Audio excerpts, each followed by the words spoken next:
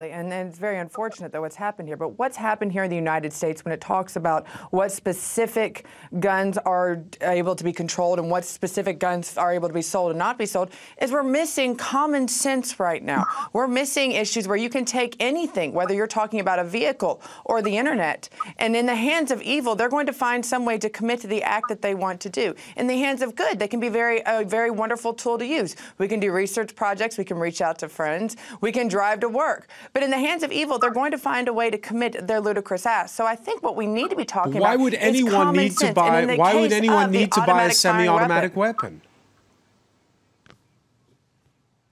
Well, and they're not, the key is about what area you do live in. And the idea that this was bought legally, but this man, and there are many gun owners, in fact, the majority of gun owners, 99% of gun owners who would own one of these weapons would be doing it because they have the right to do it and they fear one day they might need to protect their family. Or in this case, there are actually some shotguns that are used in hunting situations that are a lot more powerful than what this man used. But unfortunately, because he had it loaded and used it in a way that is very much was meant to cause ultimate destruction and ultimate death, he was successful in it, and it was just a little adapter that was put on there. In this case, this could also, that type of equipment could be used on a hunting rifle in order to go duck hunting if you want to shoot a lot of ducks. There's justifications for it. It's more about the person who's using it and what is their intention. Are they good or are they bad? Well, Australia tried a different approach. They basically, after one mass shooting, banned assault rifles. You could still have a hunting rifle there, but not on an assault rifle.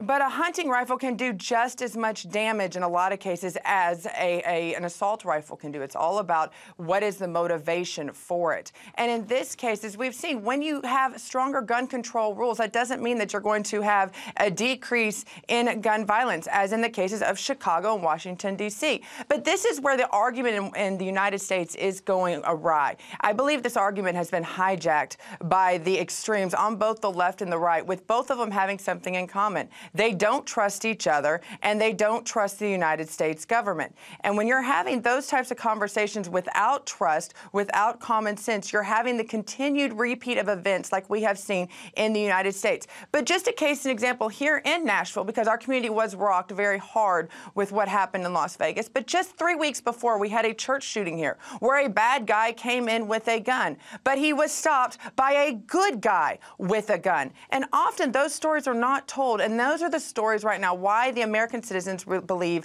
we have a Bill of Rights, not a Bill of Needs, that we have the right to stop the bad guys because for some reason they don't care about the law and they always have a way of finding means to do their harm.